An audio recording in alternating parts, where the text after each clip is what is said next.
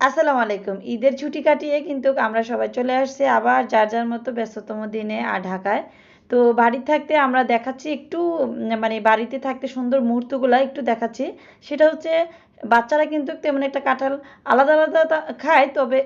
মানে দেখাদেখি খাচ্ছে যতটা ততটা পছন্দ করে না। বিশেষ করে আমার ছেলে তো তা একেবারেই না।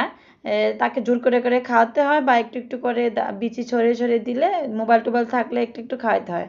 খাওয়ানো যায়। আর এখন দেখাচ্ছি দেখুন একদম নরম একটা কাঁঠাল তবে বাচ্চাদের দেখাদেখি কিভাবে খাচ্ছে আমার দেবরের ২ ছেলে আমার মেয়েও কয়েকটা খেয়ে নরম দেখে ওই যেহেতু একটু বড় বুঝতেছে না নরম দেখে উঠে গেছে আমার ননদের বাচ্চা মানে আমি বোঝাচ্ছি যে যৌথ ফ্যামিলিতে বাচ্চারা কত সুন্দর দেখুন দেখাদেখি খায় আর হচ্ছে ওরা কিন্তু একটা জিনিস মানে কম পছন্দ করলে যখন আমরা একটা জিনিস দেখে যে আরেকটা বাচ্চা খাচ্ছে তখন কিন্তু বাচ্চারা খায় যাই হোক তখন আমরা হচ্ছে এই কাঁঠালটা একটু নরম নরম ছিল প্রতিযোগিতা করে ওদেরকে খাওয়াইছি আর একটু ভিডিও ক্লিপ রাখছি আপনাদেরকে দেখানোর জন্য ভালোই লাগে বাচ্চারা যখন একসাথে খাওয়া দাওয়া করে আর আমরা যেদিন ঢাকায় আসছি ওই দিন ঢাকা মানে আসার সময় এমন এমন জ্যাম ছিল আমাদের মুরাদনগরে কোনো বাসই পাই নাই পরে আমরা কোম্পানিগঞ্জ গিয়েছি ওখানে যেয়ে দেখি অলরেডি একটা বাসে যতটুকু সিট আছে ততটুকু টিকিট কেটে তার পরের বাসেও টিকিট কেটে রাখছে আমরা ওখানে প্রায় ২ ঘন্টা লেট হয়েছে আর সবার সাথে মাংসের ব্যাগ কাঁঠালের তারপরে চাউলের মানে মোটামুটি ব্যাগ বস্তা মানুষের চেয়ে বেশি যাই হোক সবার এই যে মাংসের ব্যাগটাগুলো রাখছে যেখানে সেখানে মাছই তো আছেই আর আমরা তো আমাদের সাথে তো অনেক ব্যাগ বস্তা ছিল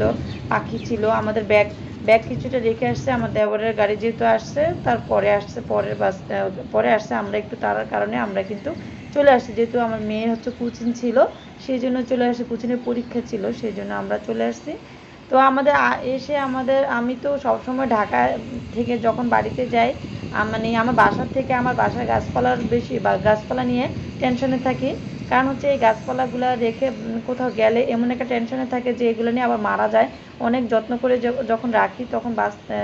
বাসা থেকে যখন দূরে কোথাও যাই তখন একটা টেনশন কাজ করে তা আলহামদুলিল্লাহ এবার যেহেতু অনেক বৃষ্টি ছিল গাছগুলো কিছুই হয় নাই রাত্রে এসে দেখি একটু একটু শোটা হয়েছিল রাত্রে আমরা আস্তে আস্তে একদম রাত হয়ে গেছে কারণ কোম্পানি হচ্ছে আমাদের ২ ঘন্টা লেট হয়েছে অলরেডি তারপরে আর তেমন একটা হয় নাই তারপর মেঘনা একটু ছিল মেঘনায় তো কখনো জ্যাম পাই না তবুও এবার আসতে মেঘনাও জ্যাম পেয়েছি আস্তে আস্তে আমরা প্রায় 11:30 বেজে গেছে মানে ২ ঘন্টার রাস্তা প্রায় ২.৫ ঘন্টার রাস্তা প্রায় ৪ থেকে ৫ ঘন্টা লেগেছে তো যাই হোক আলহামদুলিল্লাহ আমার গাছগুলো খুব সুন্দর মতো আছে আর হচ্ছে রাত্রে